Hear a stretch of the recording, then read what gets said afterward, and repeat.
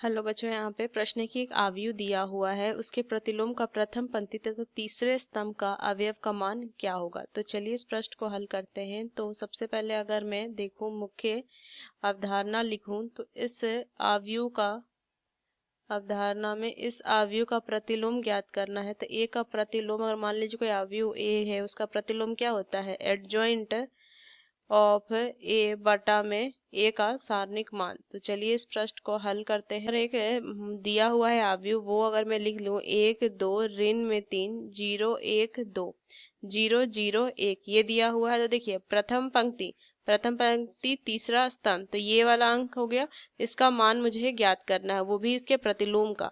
तो सबसे पहले अगर मैं देखूं तो मुझे ज्ञात करना है इसके ये जो एडजॉइंट ऑफ है उसके सखंड अवयव का। तो सबसे पहले मैं लिखूं सी आई जे बराबर क्या होता है, ऋण 1 की घात आई प्लस जे गुना में एम आई जे। तो सबसे पहले अगर मैं देखूं यहाँ से सी 1 1 सी 1 2 सी 1 3, यहाँ से क्या हो जाएगा 2 1 2 2 2 3 3 1 3 2 और 3 3।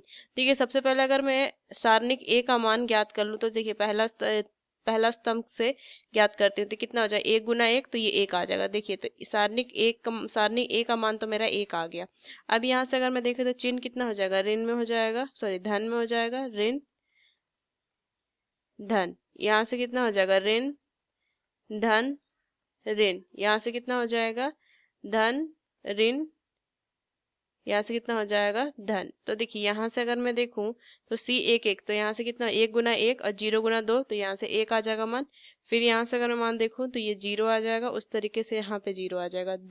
सी 2 1 के लिए यहाँ से कितना हो जाएगा मान 2, और यहाँ से 1 और 0, यहाँ से मान कितना आ जाएगा 7, यहाँ से 2 और यहाँ से मान 1 आ जाएगा। तो इससे मान लीजिए एक अवयव हमने आव्यूह बनाया, उसके अवयव हमने यहाँ से ज्ञात किए थे। तो 1 0 0 ऋण में 2 1 0 7 ऋण में 2 और 1।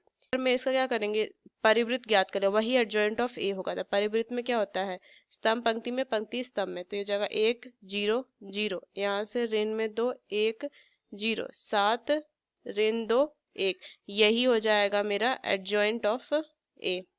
ये मेरा किसके इक्वल आ जाएगा, लिखेंगे यहाँ पे एडजॉइंट ऑफ ए के इक्वल टू एडजॉइंट ऑफ ए।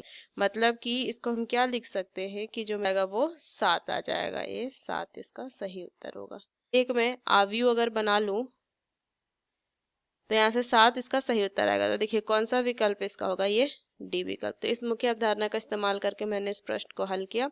आशा करते हैं प्रश्न आपको समझ में आया। धन्यवाद।